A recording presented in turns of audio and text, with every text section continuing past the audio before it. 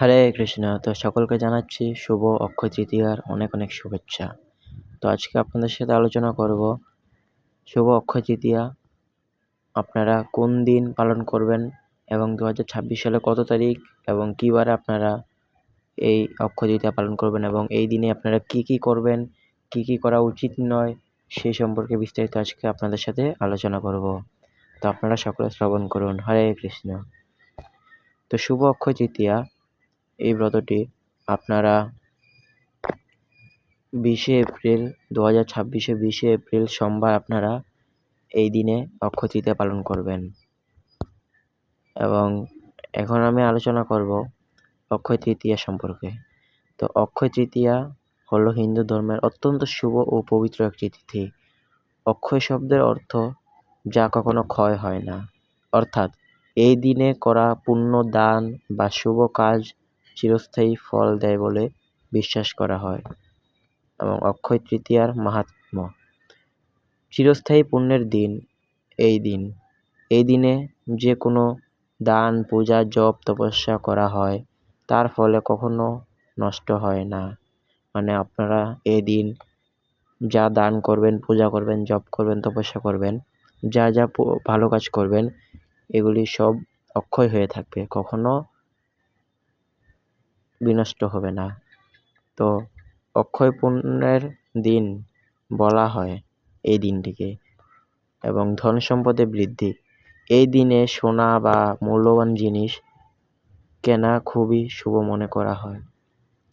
বিশ্বাস করা হয় এতে লক্ষ্মী দেবীর কৃপা বাড়ে এবং ঘরে সমৃদ্ধি আসে। এবং 3, ভগবান বিষ্ণু ও লক্ষ্মী পূজা: এই তিথিতে বিশেষ করে ভগবান বিষ্ণু ও মা লক্ষ্মীর পূজা করা হয়।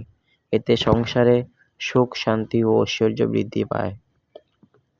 এবং পুরাণের সঙ্গে সম্পর্ক: এই দিনেই মহাভারত রচনা শুরু করেন ব্যাসদেব।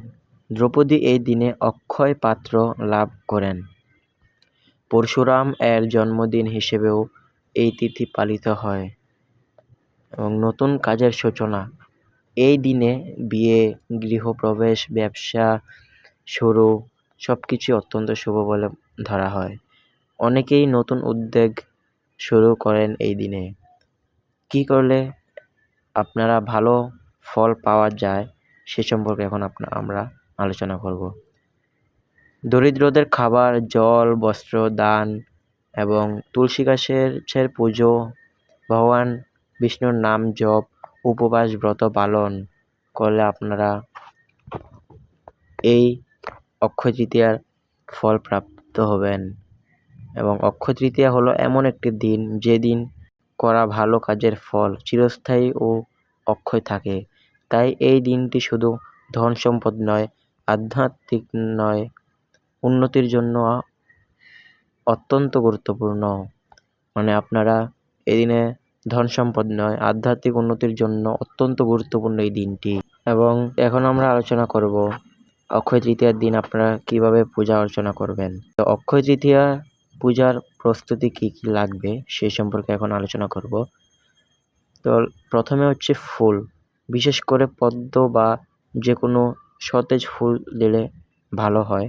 এবং ধূপ, প্রদীপ, ফল, মিষ্টি, গঙ্গা জল না থাকলে পরিষ্কার জলে তুলসী পাতা দিয়ে সেই জলটা আপনারা ব্যবহার করতে পারেন। এবং সেদিন লক্ষ্মীনারায়ণ বা ভগবান বিষ্ণুর ছবি বা বিগ্রহ পূজা করতে পারেন। তো পূজার ধাপ: স্নান ও শুদ্ধি: সকালে উঠে স্নান করে পরিষ্কার কাপড় পরে পূজার জায়গায় পরিষ্কার রাখবেন এবং সংকল্প নেবেন। যে সংকল্পটি হলো, মনে মনে বলবেন, আজ আমি ভক্তি সহকারে পূজা করছি, যেন আমার জীবনে সুখ শান্তি আসে। এবং ভগবানকে কিভাবে আহ্বান করবেন সে সম্পর্কে আপনাদের আলোচনা করব। ভগবান বিষ্ণু ও মা লক্ষ্মীর সামনে বসে ধূপ প্রদীপ জ্বালান এবং ফুল তুলসী অর্পণ করবেন কিভাবে সেটাও আপনাদের বলে দিচ্ছি। তো ফুল ও তুলসী পাতা ভগবানকে নিবেদন করবেন এবং তুলসী বিশেষ করে বিষ্ণুর খুব প্রিয়, তাই বিষ্ণুকে বেশি বেশি করে তুলসী দান করবেন। এবং মন্ত্র জপ করবেন কিভাবে সেই মন্ত্রটা আমি বলে দিচ্ছি সহজভাবে। আপনাদের বলেছি মন্ত্রটি হলো ওম নমো ভগবতে বাসুদেবায় এবং শ্রী লক্ষ্মী দেবীর মন্ত্র ওম লক্ষ্মী নারায়ণায় নমঃ এবং এরপর প্রসাদ নিবেদন করবেন, ফল মিষ্টি ভগবানকে অর্পণ করবেন। তারপর পরিবারের সবাই মিলে সেই প্রসাদ গ্রহণ করবেন। তারপর আমরা আলোচনা করব দান সম্পর্কে। তো এই দিনে সামর্থ্য অনুযায়ী আপনার যতটুকু সামর্থ্য ততটুকুই গরিবদের কিছু দান করবেন এবং এই দিনে গরিবদের কিছু দান করা এবং কাউকে কষ্ট না দিয়ে ভালো কাজ করার চেষ্টা করবেন এই দিনে। এবং ছোট্ট করে আরেকটু আপনাদের বলে দিচ্ছি, অক্ষয় তৃতীয়া পুজো খুব সহজ। পরিষ্কার মন, ভক্তি আর কিছু ছোট উপাচারই যথেষ্ট। এবং এই অক্ষয় তৃতীয়ার দিন আপনারা সহজ ও সুন্দরভাবে কীভাবে প্রার্থনা করবেন সেই সম্পর্কে আপনাদের সাথে আলোচনা করছি, যা আপনি পুজোর সময় বলতে পারেন। অক্ষয় তৃতীয়ার প্রার্থনাটি হলো, হে ভগবান বিষ্ণু, হে মা লক্ষ্মী, আজকের এই পবিত্র অক্ষয় তৃতীয়ার দিনে আমি তোমাদের চরণে প্রণাম জানাই। আমার জীবনে সুখ, শান্তি ও সমৃদ্ধি দাও। আমার সকল দুঃখ কষ্ট দূর করো। আমার মনকে পবিত্র ও সৎ পথে পরিচালিত করো, যেন আমি সবসময় ভালো কাজ করতে পারি। হে প্রভু, তোমাদের কৃপায় আমার পরিবারকে সুখী ও নিরাপদ রাখো। আজকের দিনে করা সব পুণ্যকর্ম চিরকাল অক্ষয় হয়ে থাকুক, এই আমার প্রার্থনা। ওম শান্তি শান্তি শান্তি 3 বার শান্তি শান্তি বলবেন, বলে আপনার প্রার্থনাটি শেষ করবেন। এবং আপনারা যদি এটা না পারেন তাহলে আরও একটি মুখস্থ করার মতো আপনাকে ছোট সংস্কৃত মন্ত্র সহ আরও একটি সহজ নিয়ম উপায় নিয়ে আলোচনা করছি। তো ছোট্ট একটি প্রার্থনা মুখস্থ করার জন্য আপনারা চাইলে মুখস্থ করেও এই প্রার্থনাটি করতে পারবেন। তো প্রার্থনাটি হলো, হে ভগবান বিষ্ণু ও মা লক্ষ্মী, আমাকে সুখ, শান্তি ও সমৃদ্ধি দাও। আমার পরিবারকে ভালো রাখো। আমার জীবনে সর্বদা মঙ্গল করো। ওম শান্তি। সংস্কৃত মন্ত্রে সহজ ও শক্তিশালী এই মন্ত্রটি আপনাকে বলে দিচ্ছি আপনাদের, যে বিষ্ণুর মন্ত্র ওম নমো ভগবতে বাসুদেবায়। এই মন্ত্রটি হচ্ছে বিষ্ণুর। তো বিষ্ণুর উদ্দেশ্যে আপনি এই মন্ত্রটি জপ করতে পারেন এবং ভগবান বিষ্ণুর কৃপা পাওয়ার জন্য এই মন্ত্রটি জপ করা হয়।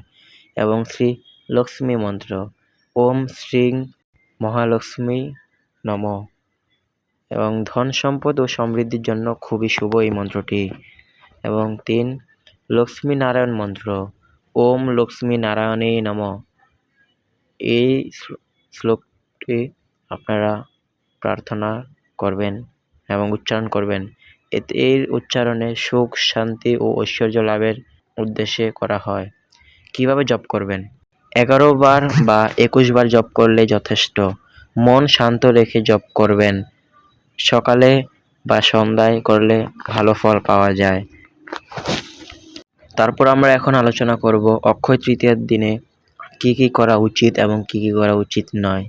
সেটাও সুন্দর করে আপনাদের সাথে আলোচনা করে আপনাদের বুঝিয়ে দিচ্ছি যে অক্ষয় তৃতীয়ার দিন আপনারা যা যা করবেন তা হলো পুণ্যের জন্য বা পূর্ণ কামনার জন্য যা যা করবেন।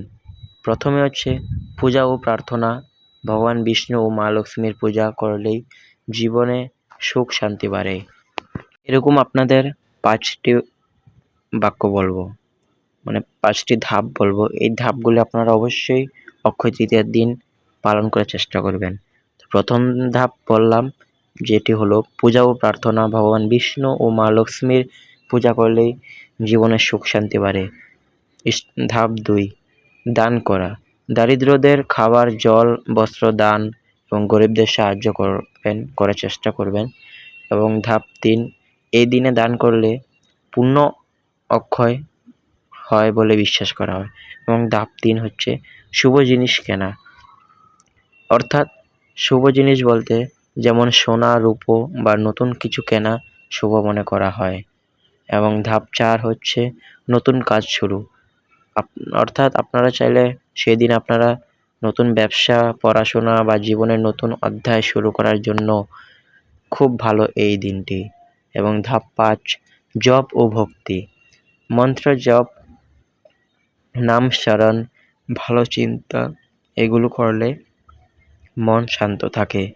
এবং আপনারা এতক্ষণ যে আপনাদের সাথে আলোচনা করলাম 5টি ধাপ, এগুলো হচ্ছে আপনারা অবশ্যই পালন করার চেষ্টা করবেন অক্ষয় তৃতীয়ার দিন। এবং এখন আলোচনা করব কি কি আপনাদের ওই দিনে পালন করা উচিত নয়, কি কি আপনারা করবেন না, এই সম্পর্কে আপনাদের 5টি ধাপ আপনাদের বলবো। প্রথম ধাপটি হলো ঝগড়া বা খারাপ ব্যবহার। এই দিনে কারোর সাথে ঝগড়া বা খারাপ ব্যবহার, খারাপ কথা, খারাপ আচরণ করা থেকে এড়িয়ে চলা উচিত।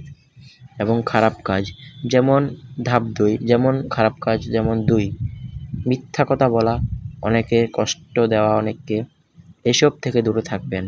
এবং ধাপ 3, অপচয় করা, যেমন খাবার বা টাকা অপচয় না করাই ভালো।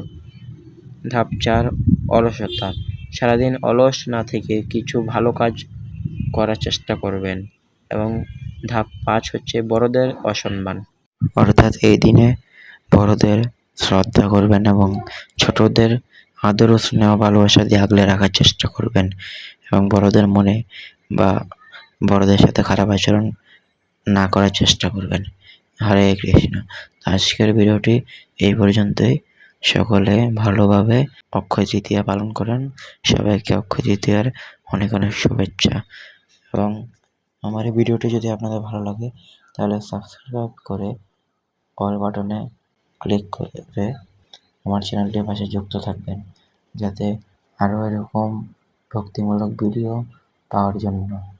এবং অল বাটনটি ক্লিক করে রাখবেন, যাতে আরও ভক্তিমূলক ভিডিও আপলোড করার সাথে সাথে আপনাদের কাছে নোটিফিকেশন চলে যায়। হরে কৃষ্ণ।